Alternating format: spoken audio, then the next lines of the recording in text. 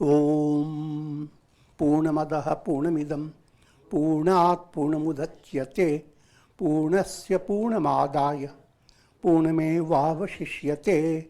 Om Shanti Shanti Shanti. And now for a devotional song. It will be sung this evening by Nandana.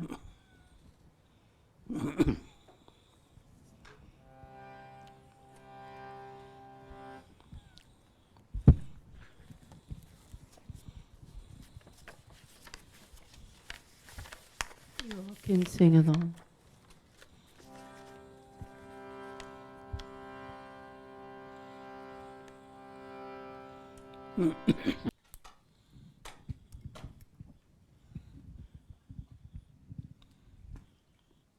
Thank you, Nandana. That was beautiful.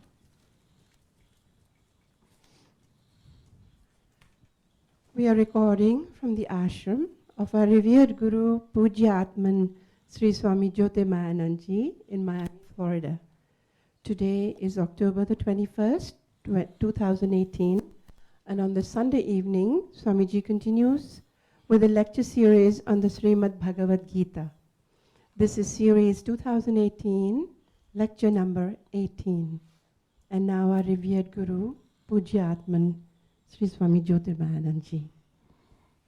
Om Vasudeva Sutam Devam Kansachanura Mardanam Devaki Paramanandam Krishnam Bande Jagadgurum.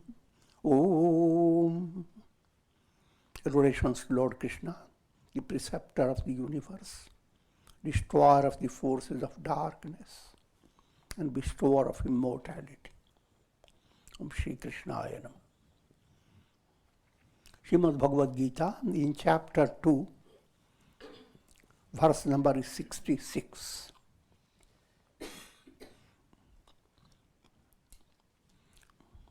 As you recall, we are dealing with the characteristics of one who has attained enlightenment. Sthita prajna lakshanas.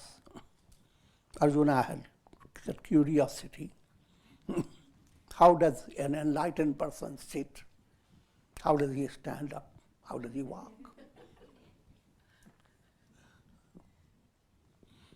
Allegorical way of putting how does he conduct himself? And we have already gone into many details.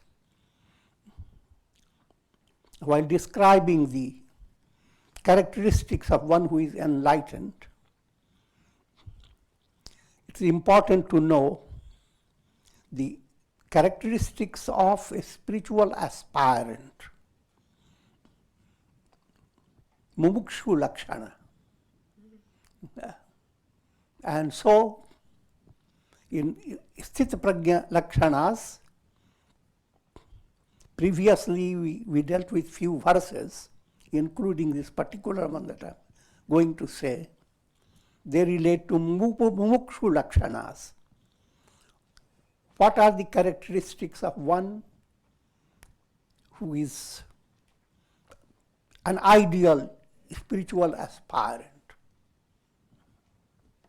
Ideal has to be always placed before you, but not to become too upset. As long as ideal is there, take time, but don't move away from the ideal.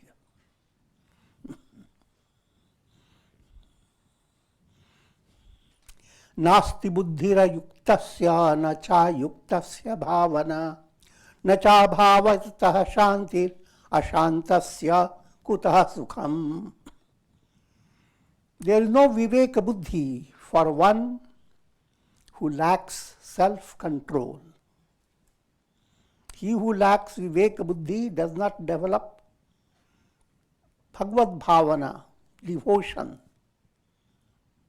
And without bhavana, without devotion, there is absence of peace. And one who is not peaceful cannot enjoy sukham, eternal happiness. So many things have been put together, that's condensed writing. Nasti buddhi ayuktasya. Everyone has intellect. But intellect is not effective.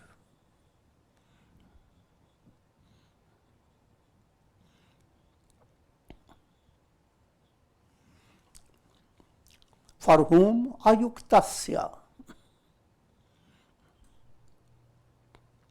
If you are not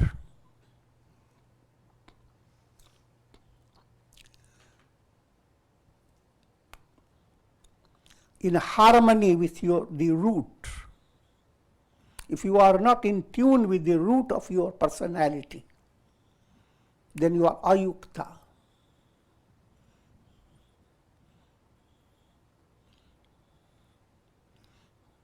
To give you a very simple way to understand, if you are a musician, if the strings are not in tune, then you are called asura, without sur. When they are in tune, called sur, you are divine. But here we are talking about a little more.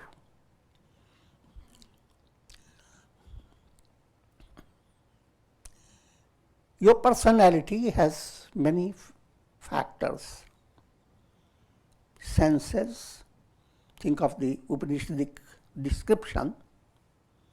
Senses are the horses. Mind is the reins that control the horses. Intellect is the driver. And soul is being driven. If whole thing is in proper accord, then it's called yukt. If it is not, you are ayukt.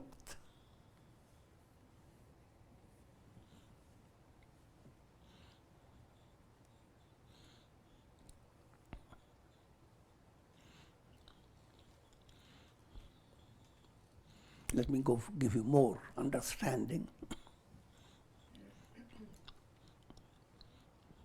Every great ideal has to be assimilated in a progressive manner. You hear about them, you hear about even liberation. And it's easy to say, all is Brahman. How? Look at a snake on the rope. The snake is all over nothing but the rope. Finished Vedanta.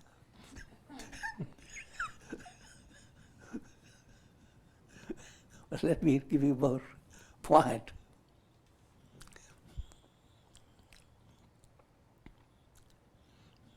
In every situation, if your mind is carried away without the control of your intellect, if intellect becomes paralyzed, it doesn't have the strength, intellect knows that if you indulge in something beyond a certain rationality, you are going to put yourself into trouble. Intellect knows. But mind puts a little dust in its hand, throws the dust right in the eyes of the intellect.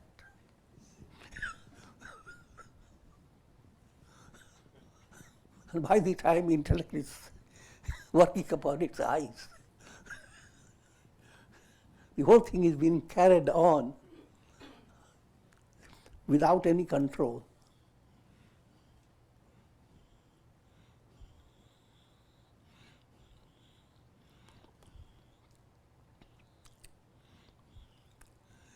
So if that is the predicament, another point to understand, in every situation, you should have the guiding light in your hand. If you lose it, you are defeated by the situation. Whether the situation is pleasant or painful, and that you have to work upon it.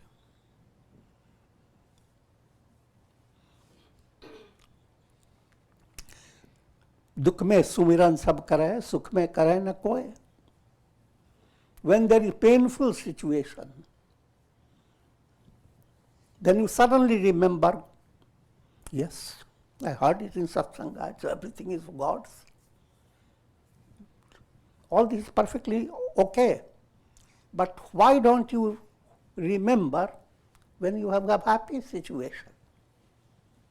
During happy situation, your remembrance will be much more sweet and will lead you in a more profound way. But if you remember only in unhappy situation, then your bhavana is ayuktasya. You are allowing situations to defeat you by taking you away from the deeper core of reality. And that point you have to work upon. No matter how situations are, do not be defeated by them. Do not be defeated means you are under control and you can do something. Your self-effort is not completely gone.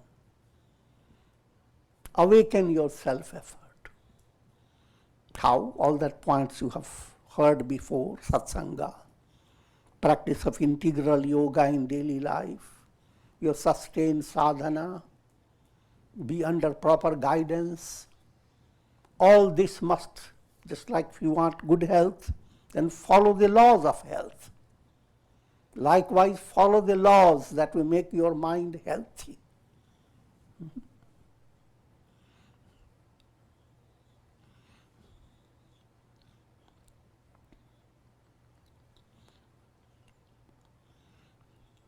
And if you are the master of your situation, again the mastery will not come all at once.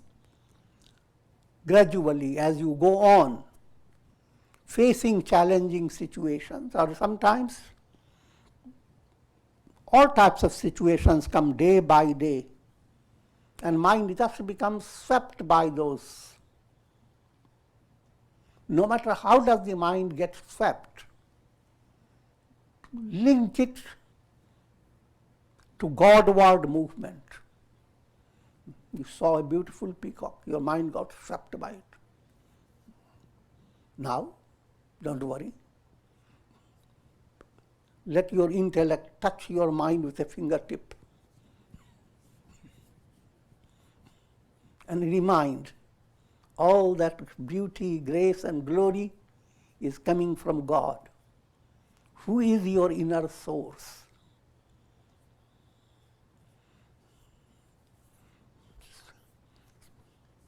In other words, same enjoyments of the world are now viewed as sourced by God within. Now it makes a big change. If you continue to enjoy the objects of the world without the inner source, it becomes boring. First time we entered into the hotel, it looked very good. But then you have planned out to stay for a whole month. And just 2 or 3 days later, you don't find it inspirational. But now you are hooked. That predicament one must avoid. And that's the big challenge that one should live. If you are doing your sadhana, coming to satsanga, have a plan of japa, along with it, if you are facing challenges of life, with a mind flexible, recognize your error and go on correcting it. If that is so, you are living a purposeful life. And that life will not allow you to develop boredom.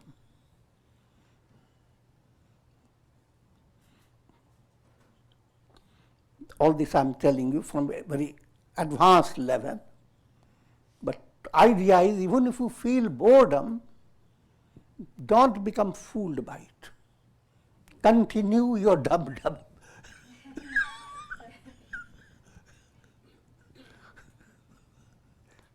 Continue your sadhana with a perfect understanding.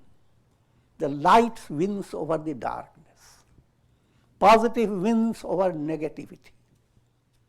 Godward movement has its victory. So why don't I pursue that movement than this dogward movement? Movement towards darkness. Movement that's like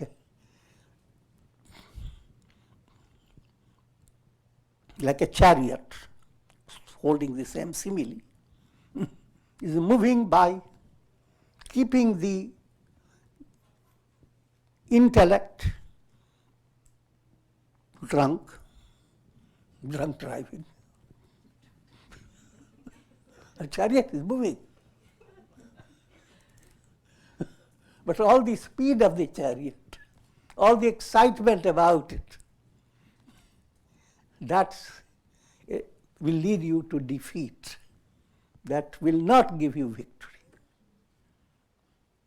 But even when chariot is not moving with all the excitement, but is under the control of the driver, and driver is not drunk, is well aware, in tune with God within intellect. When it is highly purified, it becomes in tune with God within. It all depends upon how advanced you are in your sadhana. But that's where you are being led to. Even when you lose touch of yourself, what should I do? Where should I go? A divine movement pushes you in a profound way. And you become surprised. Wait, watch, and wonder.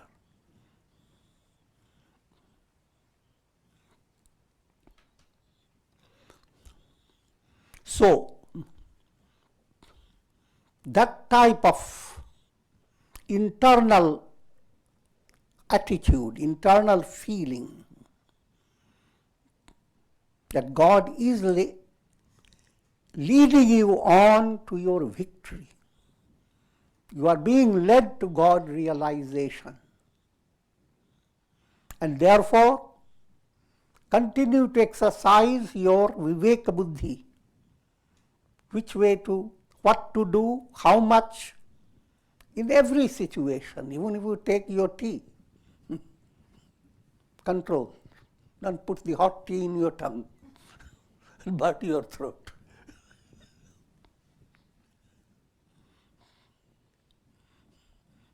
And don't pick up the cup abruptly and drop it. Or you end up with picking up glasses of yogi. There's a need for constant guidance from your intellect. And that guidance should not be viewed by something stressful. It's like a flashlight in your hand. You don't go and ask him flashlight. Is it okay? No, flashlight. The moment you have flashlight, it's a spontaneous movement. To move away from that which is negative, go to the positive. Same begin to operate within your personality. Not so quick, but if you have patience and do sadhana, and you will realize that at all times, every day, many things are being handled by you on the basis of God within, in a very simple, spontaneous way.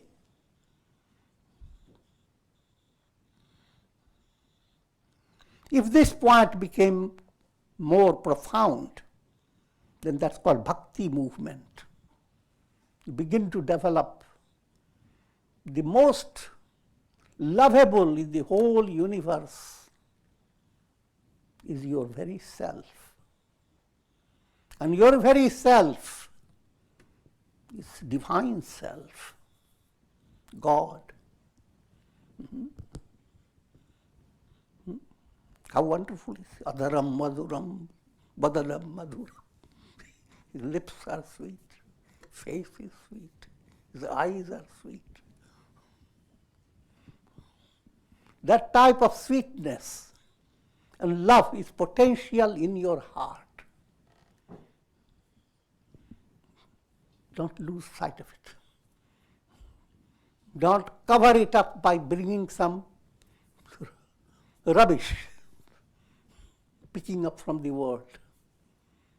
And the rubbish picker is your ego. I will not go into further detail.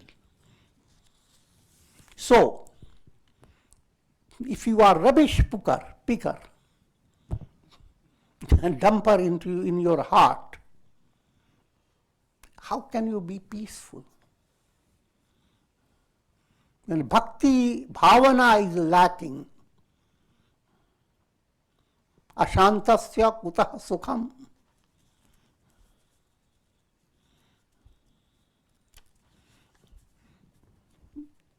If you want to go into deeper meaning, you understand that you are always facing three types of ashanti.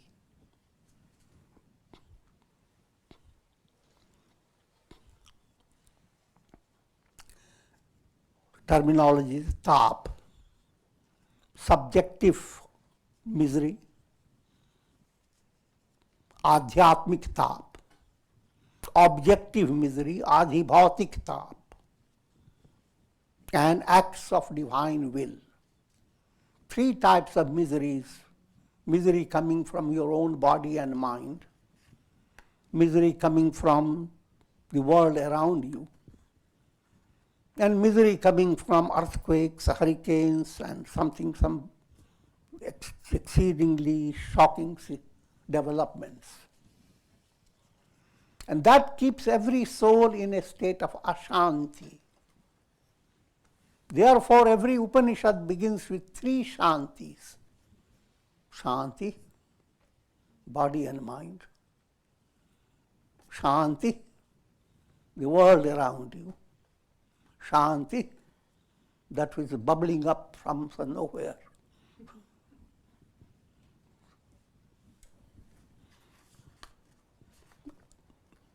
Whether you understand it or not, these three ashantis create the soul in a state of agitation. No matter how much you attain, no matter how much successful you are in the eyes of others, your fame may go viral all over the world. But you are ashanti. Deep down, just a hollowness. But if God has come in your heart, you are in absolute shanti. No matter how things move in the world. It's not something very surprising. When you were a baby, every part of your body was in ashanti.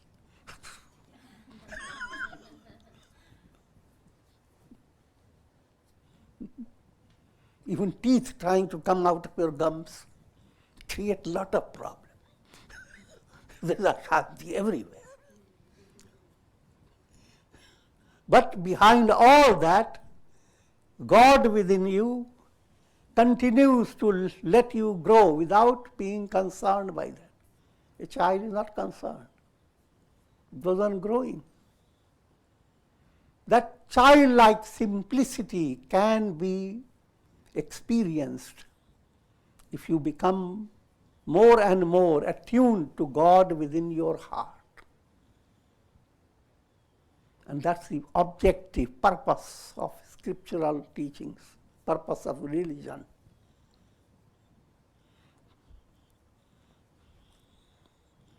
How to remove ashanti? how to enjoy Shanti and thereby attain, realize you are the embodiment of bliss, Anandam.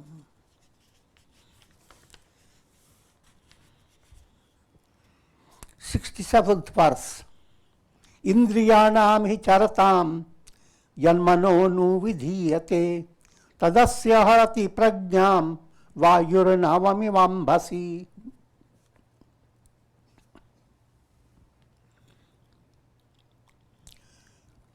When the mind runs after the wandering senses, being involved in different objects, then the prajna of a person, but prajna refers to viveka buddhi, the intellect of a person, is driven away just like the wind that carries away a boat on the waters. Same point is being explained in allegorical way. The boat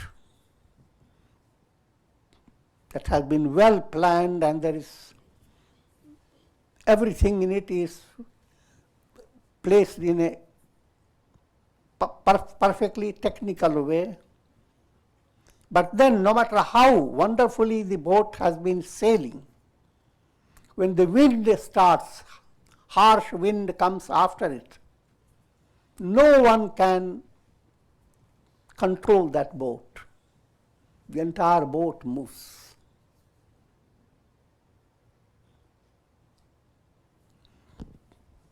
What does that imply? When senses go after the objects,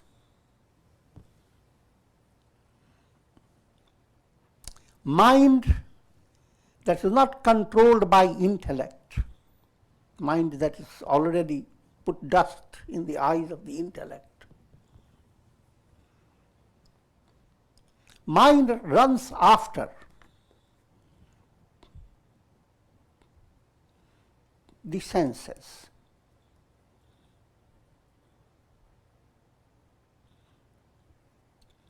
And then intellect is as if dragged, like the wind dragging a boat. Simple but poetic and very highly advanced way of explaining the very intellect in you which works like a flashlight, giving you right direction. But because of illusion of Vishaya Sukh, pleasures arrived on the basis of sense enjoyments. To give you more deeper understanding.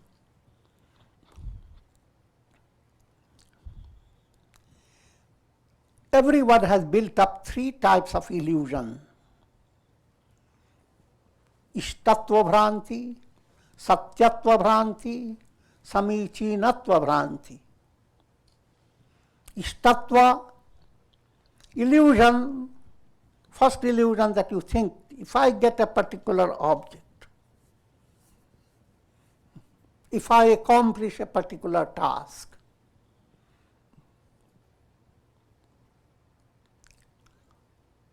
I will be very happy.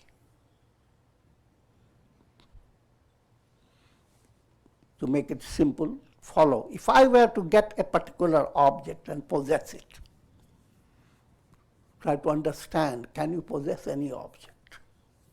The very hand that tries to project it, you are not going to hold on to it. It's not a bad news. Your soul is eternal. It should not stay with the body.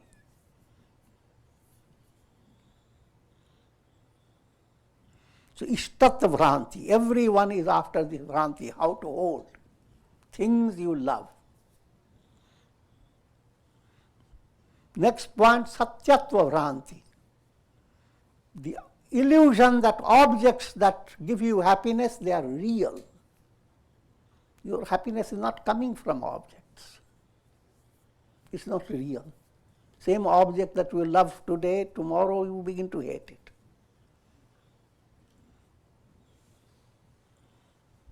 And samichinatva bhranti, the illusion that you have worked hard and you have gotten the object of your desire and you have kept it right in your control. That it is right close to you. Samichinatva bhranti. That also is an illusion. You can be close to people, close to objects, physically, and yet you can be far apart. See, in human relations, you understand and you are in harmony, you are very close, even though physical space may change. But you are in disharmony, then no matter how close, you are far apart. So, all worldly objects come under these three illusions. The illusion that you build up, if I were to get the object, I'm going to be very happy. The illusion that object is real. The illusion that object can be acquired.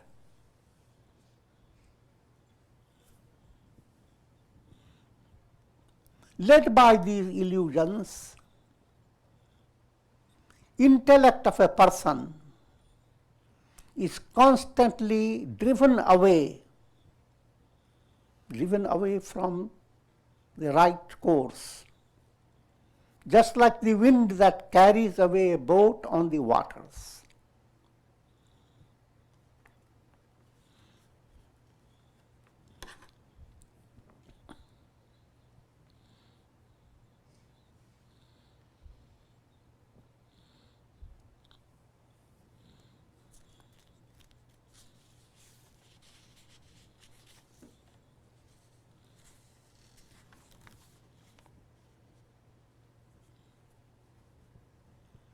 तस्मादस्य महाबाहो निगृहीतानि सर्वशः इंद्रियाणि इंद्रियार्थेभ्य तस्य प्रज्ञा प्रतिष्ठिता. Therefore, O mighty armed Arjuna, one whose senses are completely restrained from the sense objects, his prajna is firmly established. If you have brought complete attunement, the senses are being controlled by the reins, that's the mind. And mind is following the guidance of the intellect, a perfect rationality. Your rationality is not dumped.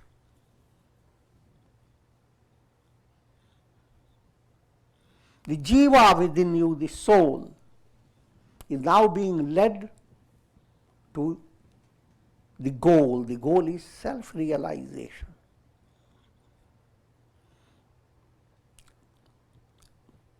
The simile should not delude you. You don't have to go anywhere. Your whole movement is a process of revelation. When you are dreaming, and in order to wake up, the language you will use that get away from the dream, run to your waking state. But you are not running, you are not going anywhere. Much in the same way,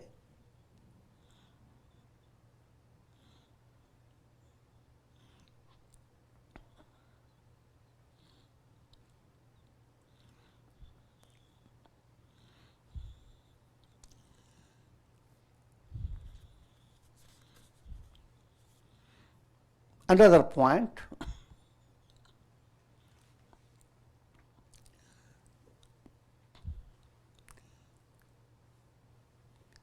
you may experience control over your mind and senses. If there is perfect control, then that's the ideal. Prajna, you are sthita prajna. The intuitive intellect in you has become established.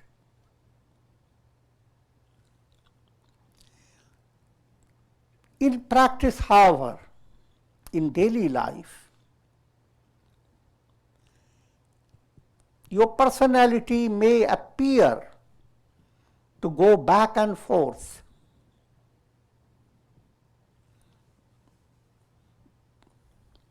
Let me give you a simpler way. We use the two terms, avastha and sthiti. Avastha is shaky conditions of your personality, constantly moving, shaking. Sthiti, you are grounded.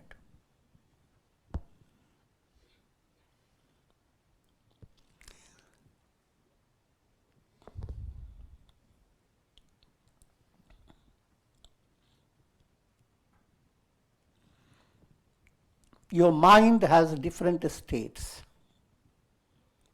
Mind is dull, distracted, partially distracted, one-pointed. Even though you might have advanced in your one-pointed state, there will be possibility or time when your mind will become dull. Your mind will become distracted. There's no harm in that. That's called avastha. You go out of your house doing marketing, there's no harm in that. Come back to your house.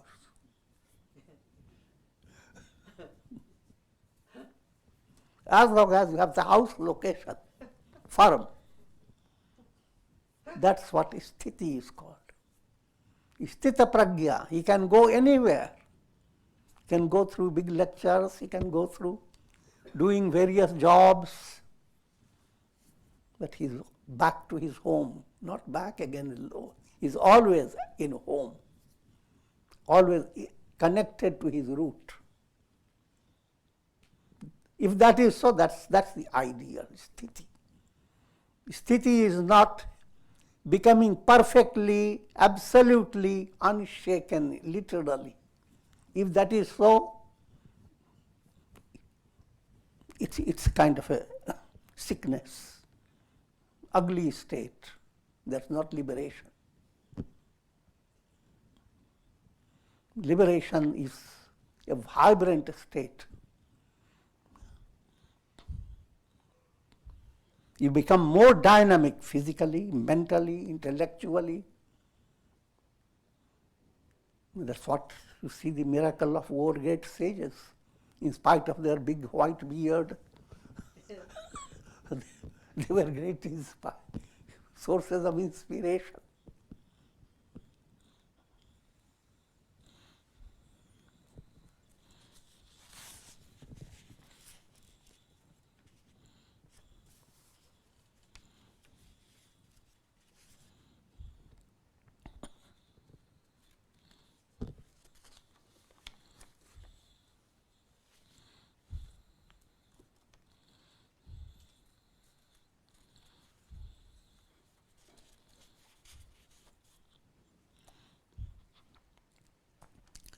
Another point.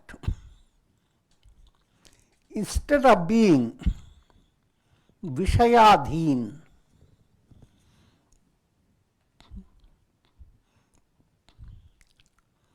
slave to objects, developing submission to objects of pleasure,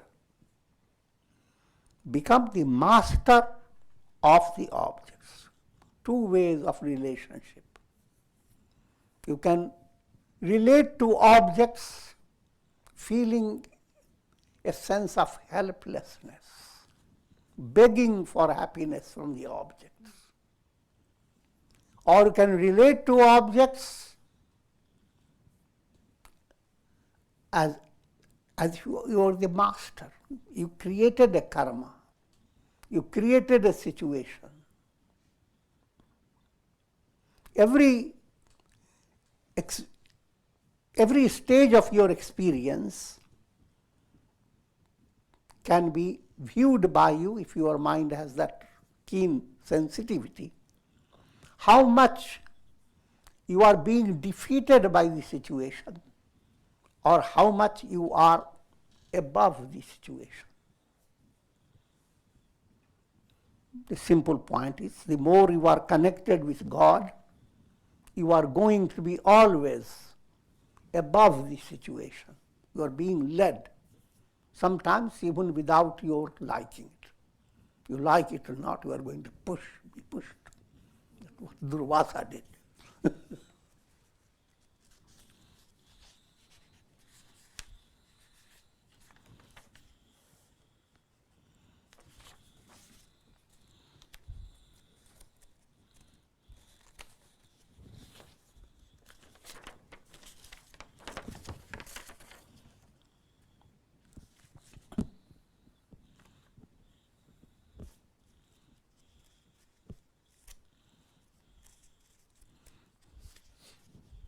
Kathopanishad says, Paranchi khani vyatrinat swayambhu tasmat parang pashyati nantaratman, and so forth.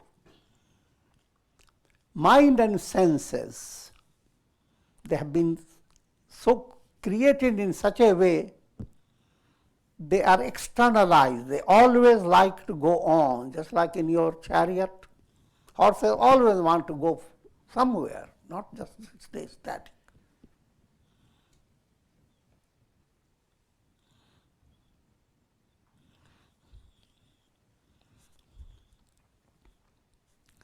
And when you get lost in that movement, a higher reality escapes your view. And what is that reality? What is the source that is moving your senses to the objects? Mind is moving the senses to your objects. What's the source behind the mind? What is helping your mind to operate? Intellect. What is the source of your intellect?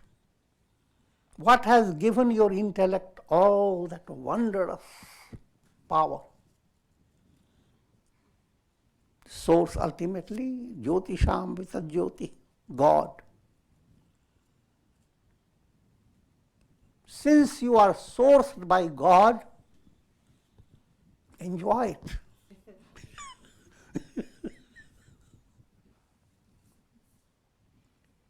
Turn your attention from how much I am going to enjoy the object. That's called Bahirmukhi Vritti. From recognizing who is the source behind my personality, under whose presence I am being enfolded constantly. Once you have that type of switch, all miseries drop away and you are as if soaring into immense joy and peace. Is not dependent upon happenings. It's dependent upon your understanding, awareness. Awareness that puts yourself as a sakshi, witness. You are seeing the whole mechanism. Who is shining behind your intellect? And how the mind is operating, guided by intellect, and so forth.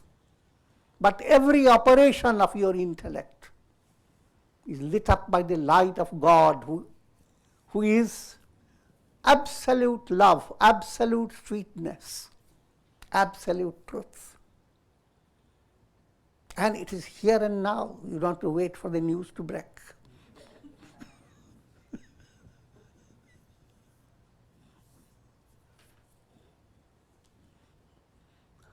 And this is the movement towards being sthita prajna. Once your mind becomes well settled with that vision, that you are constantly being sustained by God, who is Satchidananda existence, consciousness, bliss absolute, constantly. And all that you are experiencing through your mind and senses, they are not reality. Just like all that you experience by the illumination of the sun, so many types of illuminations. Behind them, only the sun is real. All you experience through your senses, all you experience through your feelings, sentiments, all you understand by your foxy thinking,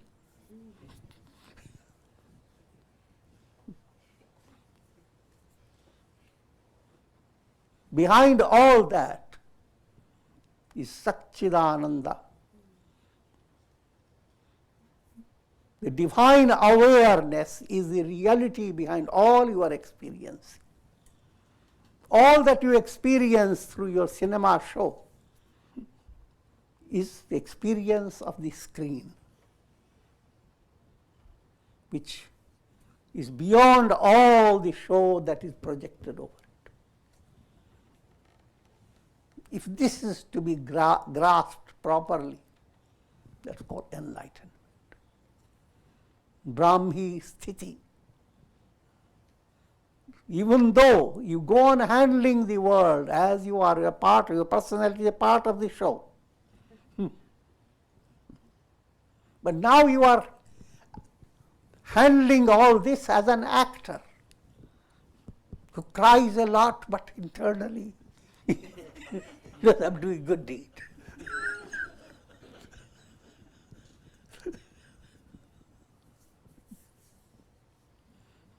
They put tomato juice, etc., and it brings out horrible blood coming out of the face.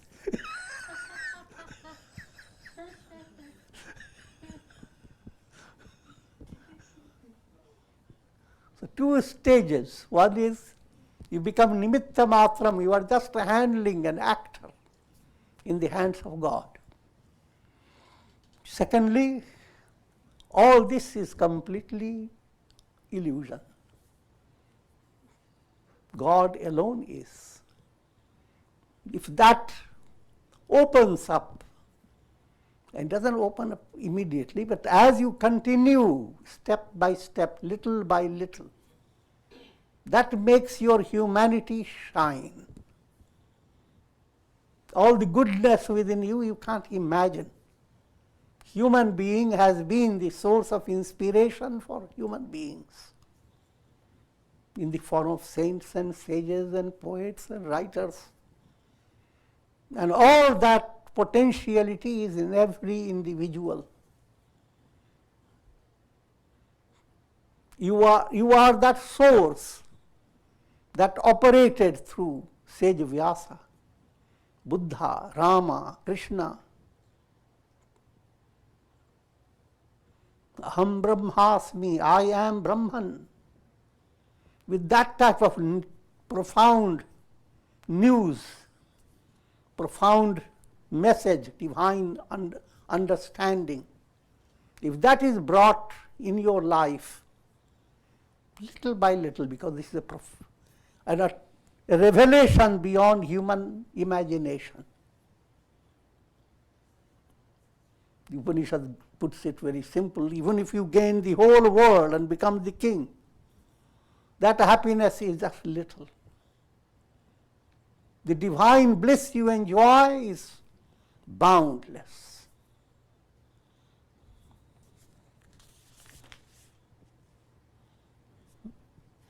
And with this I will conclude. It's not going fast, but it's going slowly. Om Purnamadaha Purnamidam Purnat Purnamudachyate Purnasya Purnamadaya Purnamevavashishyate. Om Shanti Shanti Shanti. Om Namo Bhagavate Vasudevaya.